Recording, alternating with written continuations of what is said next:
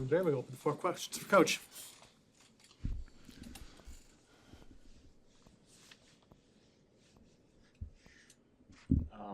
After the game, Bryce kind of said that something has to change, to maximize the remaining opportunities that's still out there for you. And this point in the season, with such little time to actually do it, what can change to get this thing back on track? That, to me, was the head hanging. That is what took that game from 6 to almost 20, and we were fragile. Okay, when you lose several in a row and things aren't going your way, you drop your heads.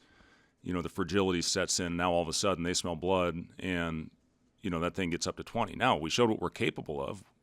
We came back and took a lead. I think 19 we were down, and then we take a lead with 6 minutes left. So in 10 minutes play, we were able to erase and take a lead from a 19-point deficit. So we certainly showed what we're capable of.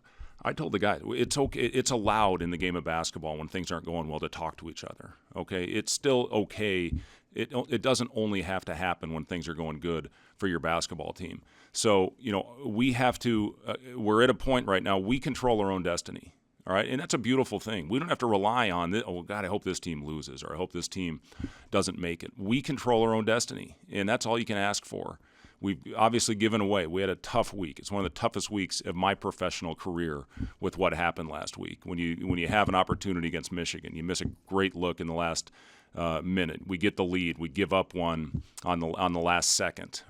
We're one shot away from being in right now, but there's nothing we can do about that. All we can focus on is the task at hand in the next one, which is tomorrow night against Ohio State, against a really, really good team that's in a similar situation as us. So, if we can't go on the road, and if things don't go our way in the first couple minutes, we can't hang our heads, because then against a team of this caliber with this kind of talent, it's going to be over. And we're not going to have 15,500 behind us to help us out of that hole. So, again, we've showed we're capable of it. We've actually done it on the road. We did it against Washington. We did it against Northwestern. Whatever happens, we got to keep competing. And to me, Robin, that's the change. That's the change that can be made. We can't go out and put in a whole new system at this time. Okay, we can't do it. We had maybe our best defensive performance ever when we played against Michigan. We got to take that on the road. Offensively, that second half against Minnesota, we got it going. We found a little bit of a rhythm. So we got to combine it. You got to combine it. You got to play a complete game on both ends, and you have to have consistency. Which of your older players are stepping up at this moment? Who do you see being the vocal person? Well, it's got to be the guys that have done it for us, which is Juwan and Bryce and Sam and Raleigh, the older guys, the seniors. It's coming down. These guys, they're guaranteed 2 more games. That's it, unless things go well, and then we're going to be playing Big Ten tournament and beyond. So it's got to be the guys that have been here, and Juwan has been here the longest. So he's been really good for the most part this year. And, he's the guy. When he's vocal, when he's out there flying around, our guys follow. When Bryce is doing his thing, we're a pretty damn good team. So, it starts with those guys. I'm looking for the 5 out there that are going to go compete. We found 5 guys, and obviously we shortened our rotation in that second half. Was it the right thing to do? Did we run out of gas a little bit? I don't know. But those were the guys who were competing that I felt gave us the best chance to win. So, but again, to answer your question, Sam, yes, it's the seniors that have to be able to pull us through that. They have to be the ones to help get us off to a good start, which is imperative when you're playing on the road. What are your main keys against this Ohio State team, and what's the challenge when you play a team, just a month later? Yeah, I mean, it starts in transition. They play very fast in their building, and if you give them transition baskets, whether it's at the rim or threes, teams are really hard to shut off. So we can't give them easy ones. We got to take care of the ball. We had some turnovers early in the game at our place.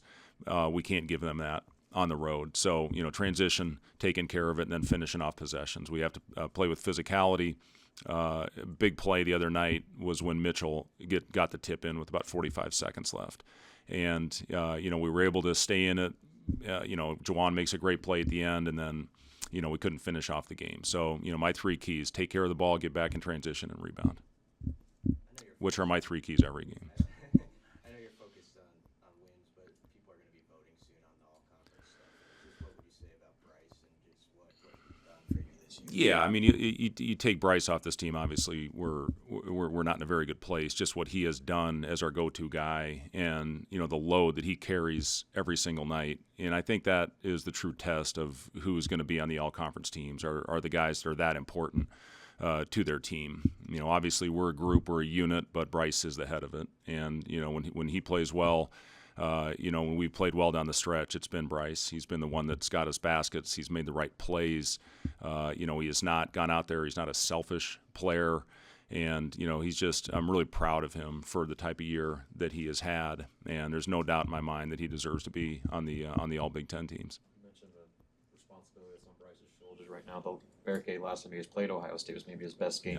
Here, how important is it to get him going, especially offensively, the way he's shooting? Yeah, he is. I mean, he's as important as anybody on our team, and you see the impact. He went 0 for 10 against Michigan, but I thought on defensively he was unbelievable in that game. And whether he's scoring the ball or not, it's very important for Burke to be on the floor. I didn't think he played as well in the last one, and he knows it. He was in here at 8 a.m, getting an individual workout.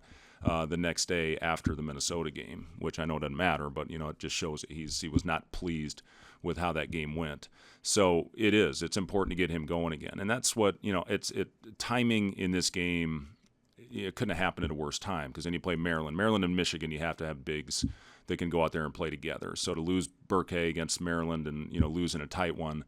Was a factor, and then you get him back after 10 days off the court with really just doing, alter G running, which is anti-gravity running. He gets 1 day of practice. So, yes, he's still working back into the rhythm, and we need him. He is so important to us, whether he's playing the 4, whether he's playing the 5. We've finished most games with Burke playing the 5. It's how we did it last time against Ohio State with him in there, and unfortunately with about 20 seconds left, he comes down on somebody's foot, and then, he went through that stretch. So, yes, to get BK back in his rhythm, when he's making shots on the perimeter, that's a game changer for us. And he hit 3. I think he was 3 for 5 the last time we played against Ohio State. So, yes, getting him back and making a shot and getting confidence, sometimes that's all it takes. I know I've talked about that as a shooter. Confidence it's a funny thing. When you have it, the game's not easy, but it's easier. And when you don't have that confidence, man, this is a hard game to play. So, the importance of BK being on the floor with what he does defensively, you see from an analytics standpoint what he does for us there. But when he's scoring the ball, we're hard to beat.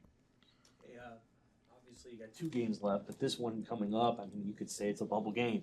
How important is it to match their desperation or just their sheer effort because they're going to come out and play like their whole season? Yeah, no, there's no doubt about it, Sam. And, that has to be our same approach. This is a game.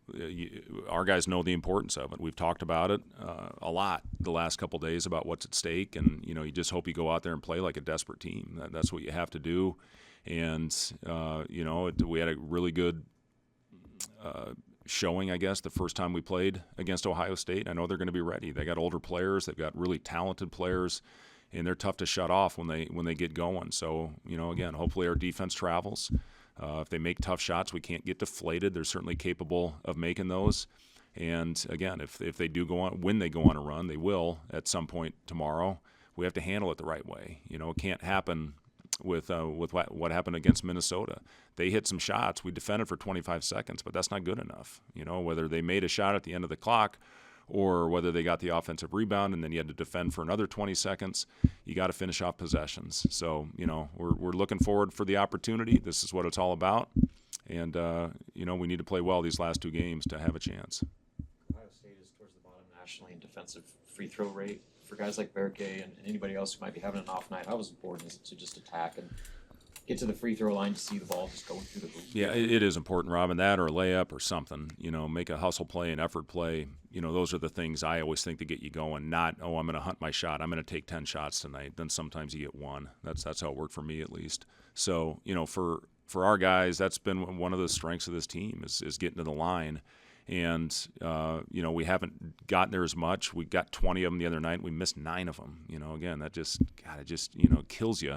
You think back of all the things that could have happened in that game. I mean, I'm telling you, there hasn't been much sleep the last couple nights, and a lot of that stems from replaying, the last sequence a million times in my mind and just sitting there like literally a punch to the gut feeling, laying in bed staring at the ceiling. So, those types of things, the missed free throws, a couple missed assignments early in the game, those matter as much as the last ones. I know those are magnified because those are the ones you see in the highlights, but we've got to be on point. That's been the theme for our team. When we're good, when we're locked in, we've been pretty good, and when we haven't, when we let our foot off the gas, that's when teams have gone on those runs against us. Anything else for Coach? Mike Rhodes has been one of the coaches in the Big Ten that's been kind of vocal against this new Big Ten tournament format. Since you're kind of in that similar situation, I guess, do you have any thoughts on the change? And you think it's good? Or? Yeah, I mean, listen, we've got our league meetings in May, and I know we're all going to get in there and together in the same room and talk about it and how we want to move going forward. Because there is something to, especially when you see the depth of this league. I mean, if there was 3 or 4 teams that just didn't have it, you could understand maybe, but this league's too deep. So looking at it, yes, and we'll get in a room and we'll sit in there and talk about it, and we'll see what changes want to be made. It is what it is this year, and that's the benefit of those meetings, is to get in a room and to have those conversations and to see what direction we want to go. Anything else? Thank you.